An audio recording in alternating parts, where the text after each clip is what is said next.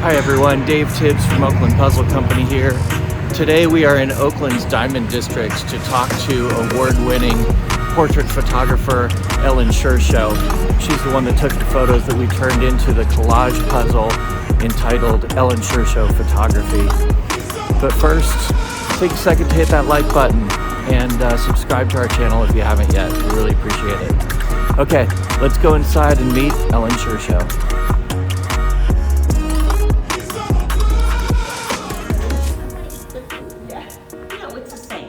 Dogs are the same. What do you think? Ellen Shershow, first of all, thank you so much for making the time to speak with us and have us in your beautiful space. Totally. Super excited to be working on this puzzle with you. I think I might be more excited. It's very possible. Yeah, maybe. I don't know. Maybe. We've done other puzzles, so. I think Piglet is the most exciting one here. Piglet is very excited.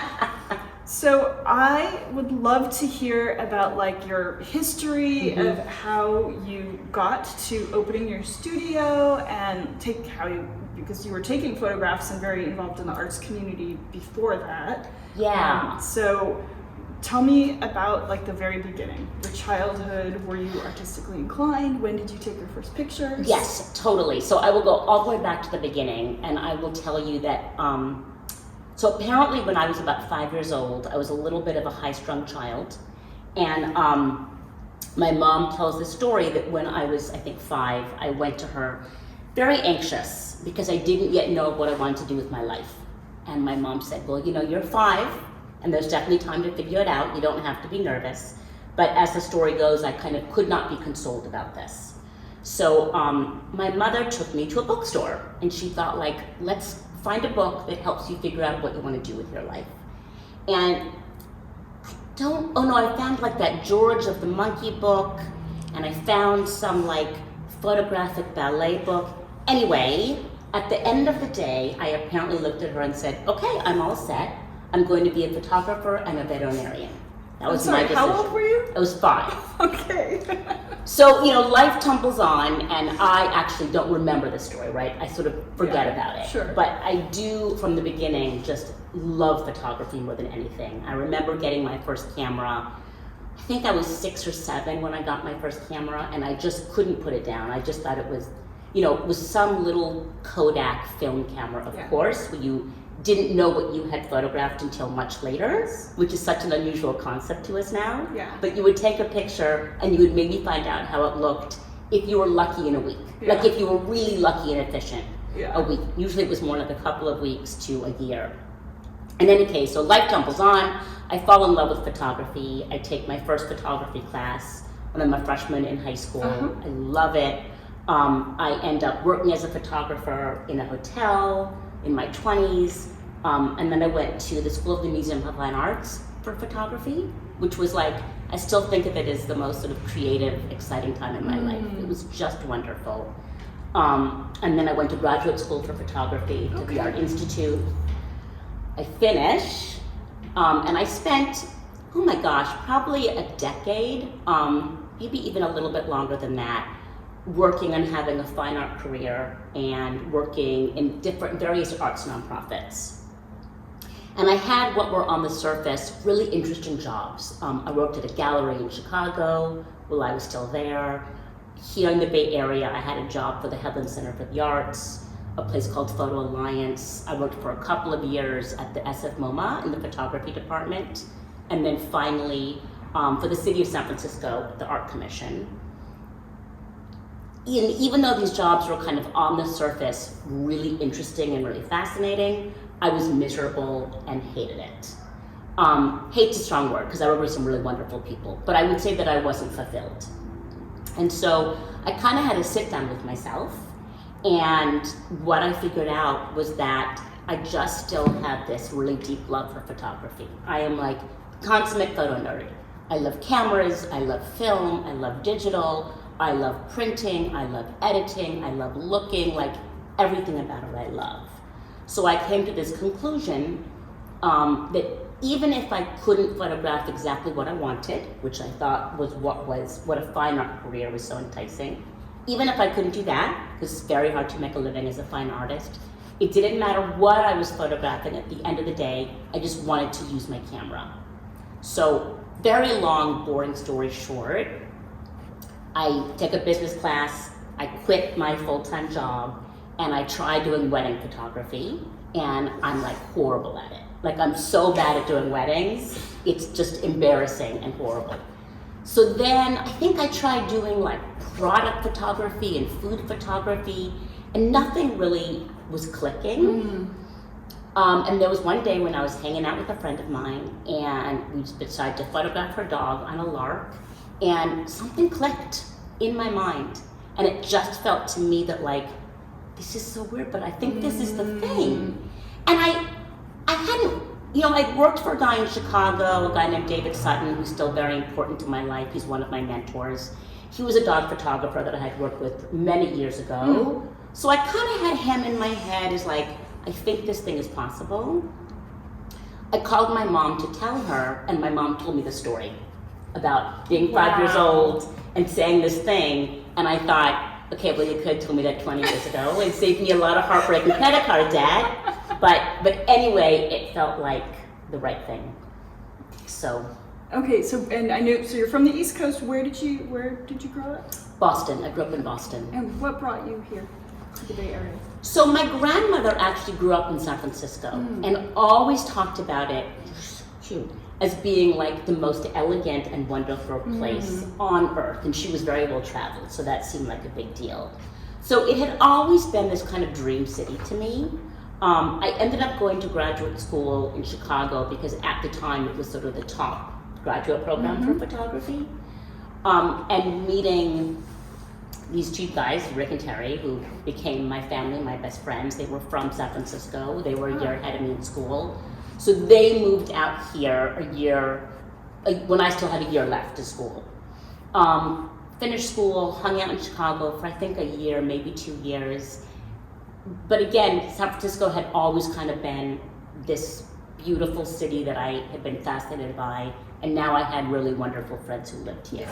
Right. So just sort of felt natural to move here, and I was in San Francisco for many years and ended up moving to Oakland in 2015, I believe. But I would miss San Francisco, didn't. I love Oakland. It's like such a wonderful, diverse city. Yeah. The people, the food, the energy. I just really love Oakland. And of course, that was also a time where a lot of people from San Francisco had already moved here. So yes. The Great Migration had begun. Yeah. I was somewhere in the middle of the Great Migration. So I had a lot of friends who had just moved to this side of the Bay or who moved very quickly after I did. Yeah. And so these jobs that you had were admin type positions? They were curatorial. I mean, when I was at the SF MoMA, I was in the curatorial department. However, my job was to sort of be the admin for the whole department. Yeah. So they were very paper driven. Yeah. Right? I will say on the other side of that, there were ways in which it didn't help me do what I do now. There are ways in which it really did. I'm very well acquainted with a spreadsheet. I am very good at reading a profit and loss. I understand cash versus accrual. I can look at a spreadsheet. I mean, I have it back there now. I could show it to you, but you'd be bored to tears. But I can know exactly where my business is going to be from a cash standpoint in 1 month, 6 months, 8 months, which I think ended up being a really valuable skill for running my own business because of course I'm in it for the photography, but you have a small business. Yeah. At the end of the day, you wear a lot of hats, and the accounting hat is an important one. Yes, absolutely. Okay, Greg, did you have to leave me? Thank you for coming back. So you started your portrait business in 2009, is that correct? It was really 2010. Okay. I mean, the idea was in my head in 2009, but I didn't actually quit my job until 2010. And I probably didn't end up doing the dogs full-time until more like 2012. Sure, okay. So it took me a minute to kind of find my footing. It's still 10 years that you've been doing this. I also feel like I got the photography down pretty quickly. The business side of things, I really didn't have my mind totally wrapped around it until around 2019. Okay. Maybe 2018-ish. So yeah, talk about the ways that your approach has evolved and how your business has evolved. So it's actually a great question. And just to put in there too, that you were just voted the top portrait photographer in Oakland, which is amazing. It's so exciting. Yeah. It's so exciting, and there's something great about it. You know, of course it would be wonderful to say on my website, best dog photographer. But there's something amazing about the fact that it's like portrait, like it's all of portraits. them. That's it's right. not just out of dogs. Yes. And it's like, I sort of love that for me because it's exciting. But there's a way in which, and this is gonna sound a little kooky, I like love it for the dogs, Yes. right? They're brought, just elevated I in love a way it for the that, dogs. yeah. I feel like the dogs I photograph know, and I feel like they're like, this is as it should be. Yeah. Thank you, Oakland. You finally figured it out. Yes. We're the royalty. Yes, we're the ones. It's about us. Yeah. And has that been an evolution in your business, or have you always sort of treated them and kind of sought that kind of clientele that can elevate them? I feel like from the beginning, I mean, I have so many inspirations, but I definitely feel like Vogue magazine and Vermeer are probably my two biggest inspirations.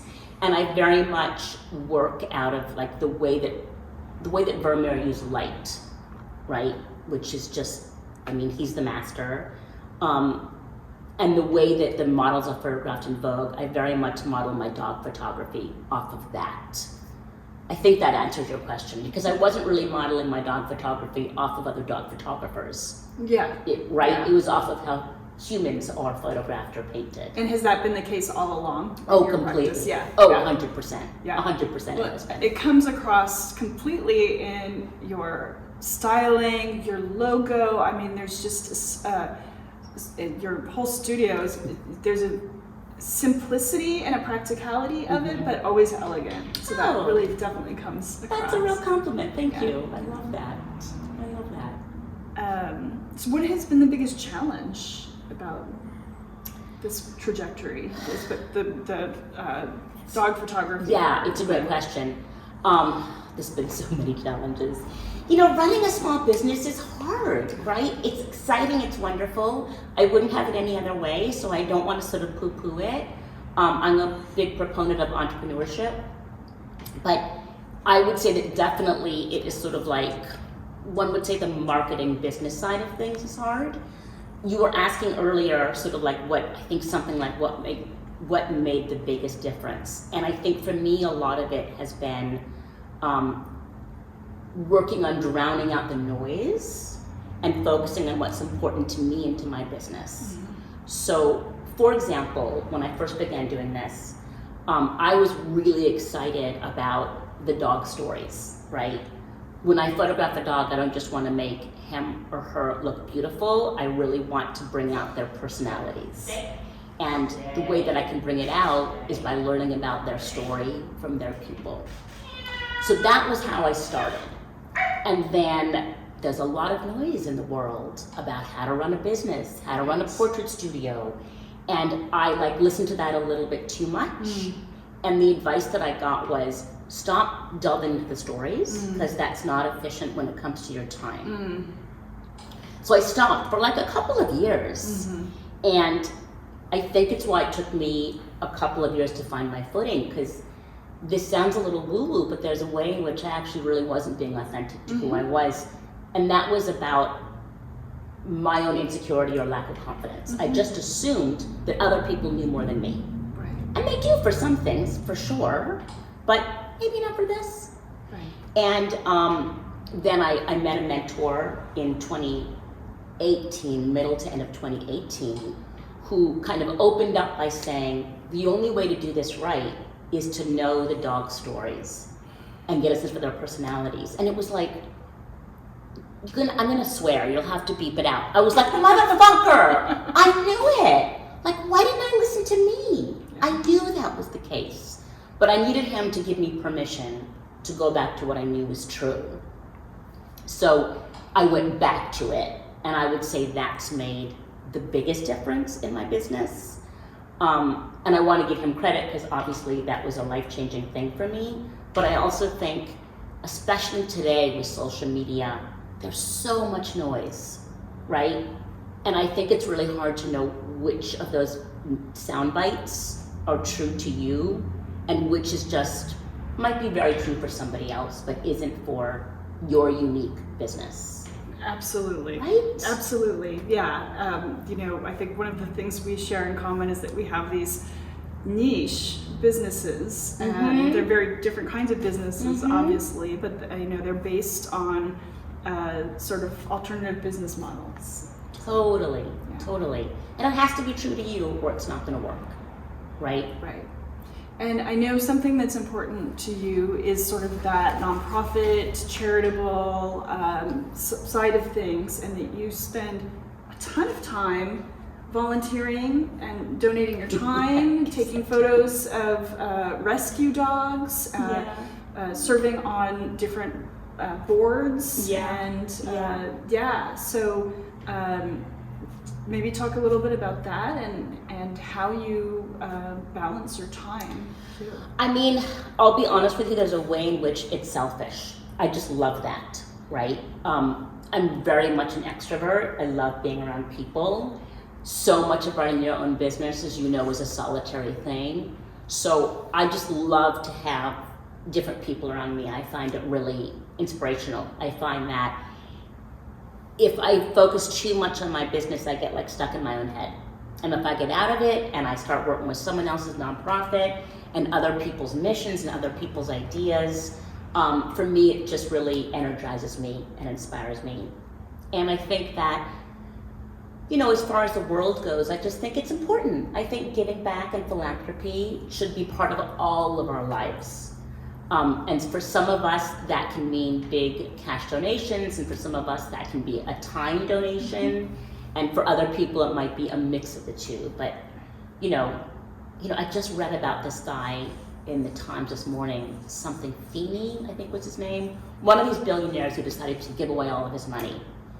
And he did. He died at 93, and he gave away all of it. My husband was just telling me the story. Yeah. And it's really interesting, and he chose to do it anonymously, which I don't think you need to do. I think put your name out and there. I don't care. And before he died, right? He did it over like the 8 years before he died. He did it before he died, and he left his kids what he called a modest amount. I think he took $2 million to live on his own, which in the Bay Area can go, right? He was in a rental in San Francisco, but he managed to give away everything, and that's life-changing. And we don't have to be billionaires to change the world, right? This was how he did it.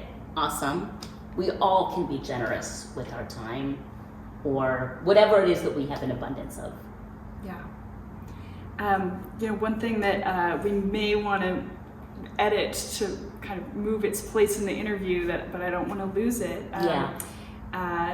is that, you have talked about the experience that people have having their dogs photographed as a very sometimes emotional process, and maybe sometimes a surprise to them how emotional it is. Can you just kind of describe what you see and why you think it's there? And I mean, our dogs are like our kids, they're truly members of our family. And I think sometimes non-dog people, they don't understand that. Or when I talk about that, they'll find it to be funny. And that's not a bad thing. I mean, I love humor. Humor has a very kind of, it has a big part of my life and in my business. But sometimes when people laugh about it, I want to say like, that's actually not the funny part.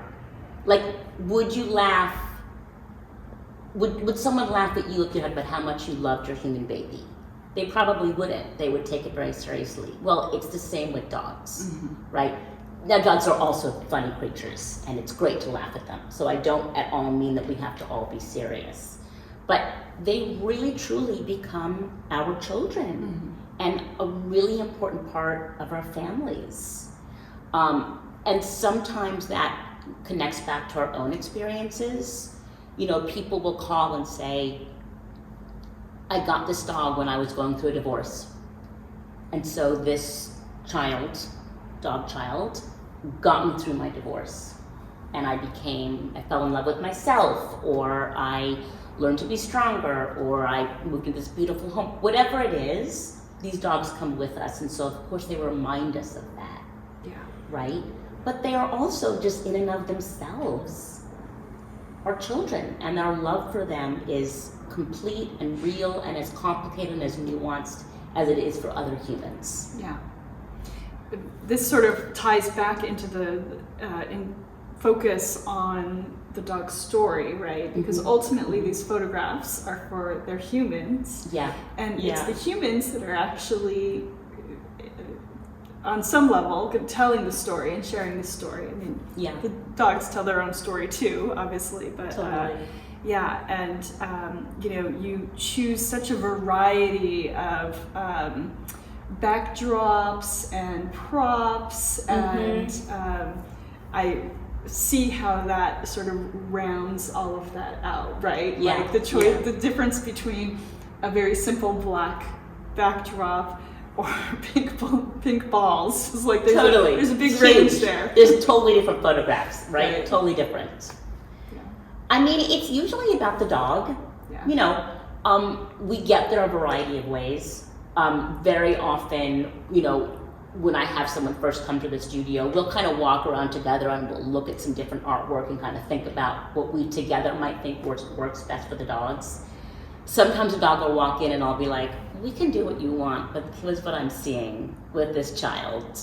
So it can be instinct. And sometimes I'll get an idea of photographing a dog with a certain background, and people think I'm crazy, but I'm telling you, I put the dog in that background and they look at me like, are you kidding me, lady?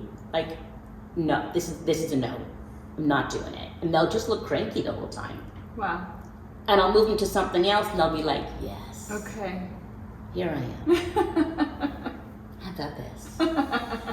So sometimes the dog just have really strong opinions. Yeah. And you kind of just have to go with what they Wow. say. Not every dog is like that. Yeah. Some are cool no matter what you do. Some are pissed off no matter what you do, and you just photograph them being pissed off. But a lot of them, I think, have a real sense of how they want to be photographed, and if you're listening, they tell you. Yeah. So you just were voted the best portrait photographer for Oakland, and you are in this amazing studio in the Diamond District. I know you're involved in the Diamond Neighborhood Merchant Group. I know you're involved in East Bay Photo Collective. What else are you currently? I'm in a giving circle with, oh my gosh. Grapevine. Yes. Thank you, with the Grapevine as well. And it's been 2 years, I hope I'm invited back for a third year to jury this Youth Art Awards. Right. With the, oh my gosh, Creative Something Foundation. Yeah. Sorry that I can't think of the full name of that, but I'll think of it. It's and we'll definitely include it in your. We have got it in your bio. Yeah. So, yeah. Perfect. Yeah. Yeah. What is next? What ways do you see yourself growing and your business growing? God, it's a great question. I think about it all the time. There's a part of me that wants to just shout out like more. I want to photograph more dogs. I love that idea. I'd love to do more public events. I love this space when I get to have community events in here. That really is special to me and means a lot. A lot of people feel like the way to grow a photo studio is by having associate photographers. Right. I don't know that that's the route for me, because the part that I love is the photographing of the dogs. Right. I think about it all the time. Yeah. And I don't have a precise answer for you, except that I just want to get more dogs in here. Yeah. When I don't photograph for a week or so, it's like I go into withdrawals. Yeah. Right. And then I see them and I get all excited. Aw. Did you grow up with dogs? I did. You did. Yeah, we had a lot of dogs when I was growing up. The one that I remember the best was Marble. She was a Springer Spaniel. We got Marble when I was 9 or 10 when we got her, and she passed when I was in my early 20s. And I still dream about her. I mean, she was such a special girl. And I remember near the end, like the last couple of days of her life, she was actually at the vets, and she was in, like a big, one of the little dog cages that was on the floor. And I crawled inside it with her. Aww. I was kind of at the door snuggling her, and I kept getting more and more in. And by the end, I was just like, the two of us were just in the cage, embracing each other. I mean, I still my heart still kind of squeezes when I think about Marvelous, because she was so special and so perfect. Aww. And we grew up together. Absolutely. Those are such formative times, and so many transitions, and to have that stability of your best friend. Yeah, and I was like, I know this will come as a surprise, but I was like a really angry teenager. Like I was pissed off, and I was angry, and the world was dumb, and everybody was against me, and I would come home from school and just feel like mad and sad and angry. And Springers, anyone who has one knows this about Springers, they have a thing where they'll lean against you. It's like a breed-specific thing, but it's just so wonderful. So we would sit on the porch together, and she would lean. If I was there, she would just lean into me, and then I would lean back into her.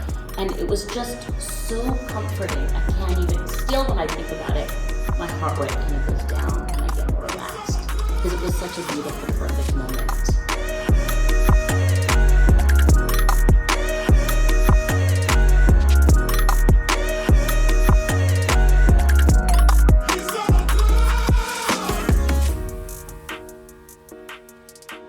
This is probably inappropriate, but it's quick, so you can edit it out if you need to.